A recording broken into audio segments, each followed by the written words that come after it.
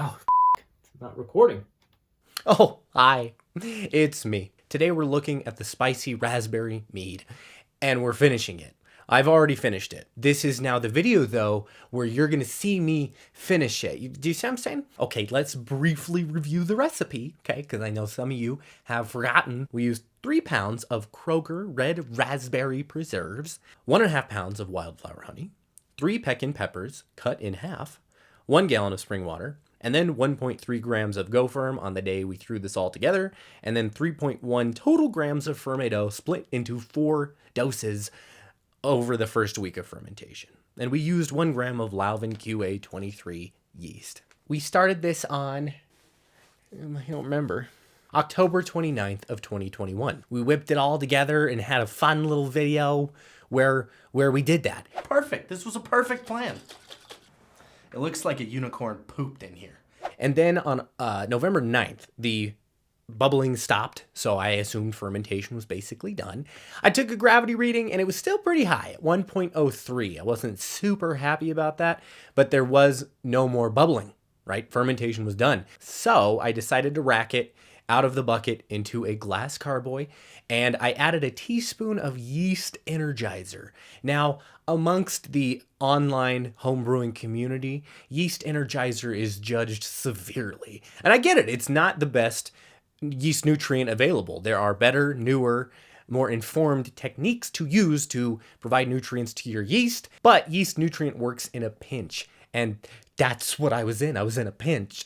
I thought with that extra oomph, we could get the gravity down, well, hopefully to at least 1.01, because then I can decide if it needs to be sweet. If it's stuck at 1.03, I have to live with it. And I don't want to live with it. So then I touched base with it again. No, I don't like that turn of phrase. So then I checked in with it again at January 9th or so, and the gravity went down to 1.024.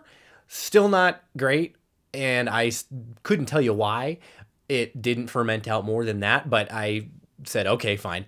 So I racked it again, but then this time I tasted it, and it was pretty good. It was very fruit forward, but there was no spice.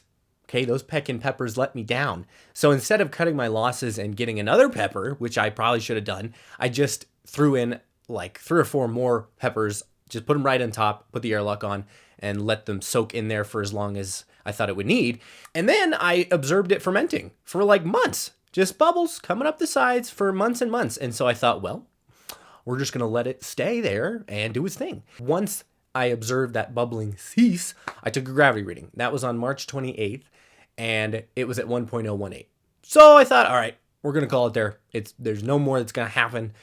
And I racked it into a bucket, because I like to do that before I bottle. It makes back sweetening easier. It didn't taste very sweet, which is interesting for that gravity. Don't know why. It didn't taste very sweet, and there was so much bubbling for so many months. I thought it remarkable that it only dropped about 6 points. Maybe there's something wrong with my hydrometer. When I examined it, it didn't look like there was. So I don't know. I did add about 4 ounces of honey to back sweeten, and it was pretty good. Also, no spice. Those peckin peppers failed me. Now, in fairness, I didn't even taste them before I threw them in to this concoction. I just bought them at Smith's and thought, oh, they're peppers, so they must work. Nope, they're not spicy. So how could I have expected it to make my mead spicy? But my favorite saying, you live, you learn.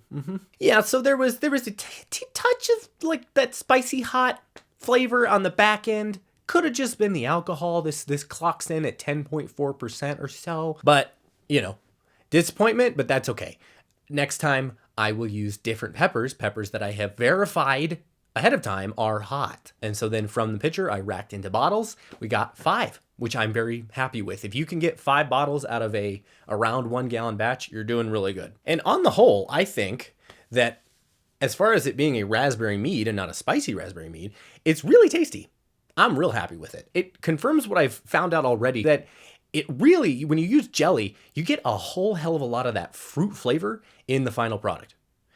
I couldn't tell you why. I don't know what it is about jam and jelly and how they make it that brings out the fruit flavor just so much. But then when you ferment it, you really get a fruit forward wine. And honestly, more so than if you used the corresponding weight of just fresh fruit that you use from the jelly. I love it. I love it. So if you are on a budget, use jelly or jam and you'll get a really fruit forward wine, which is what I like. I don't necessarily like them all to be sweet, but I always want, if I'm putting fruit into it, I want to be able to taste that fruit as much as you can. Obviously, I understand that fermentation changes things, okay? But that's what I like the most. So use jams and jellies. That's a discovery that we've now verified twice. So it's basically certain science. So you can put that in the bank. As far as how this finally turned out in terms of its flavor, it's delicious. It's very fruit forward and sweet. And after I back sweetened, I got that honey as well. I wish it were spicy, but it's not, and that's okay. Next time I will use better peppers and we'll have a fantastic, more capsicum type thing. As far as notes for next time, number 1, use better peppers. Okay? It's common sense, but I don't have a lot of that. Taste the peppers before you throw them into your mead or wine to make sure that they're spicy. Okay? Or if you're not going for spicy peppers, but you just want the pepper flavor, use a lot more peppers than you otherwise would. Anyway, number 2, consider swapping out honey for sucrose, because while I did like the honey flavor combo with the raspberry, I like raspberry all by itself. I don't want it to mix too much with other flavors. I have found out after doing this. So I think if I did this again, I would do a raspberry capsicum. Well, it wouldn't be a capsicum because that's mead. I would do a spicy raspberry wine.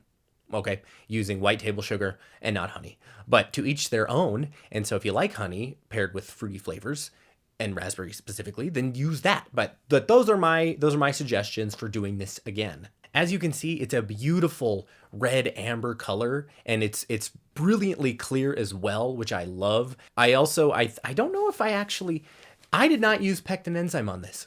And the reason you're supposed to do that is because jams have a lot of pectin in them.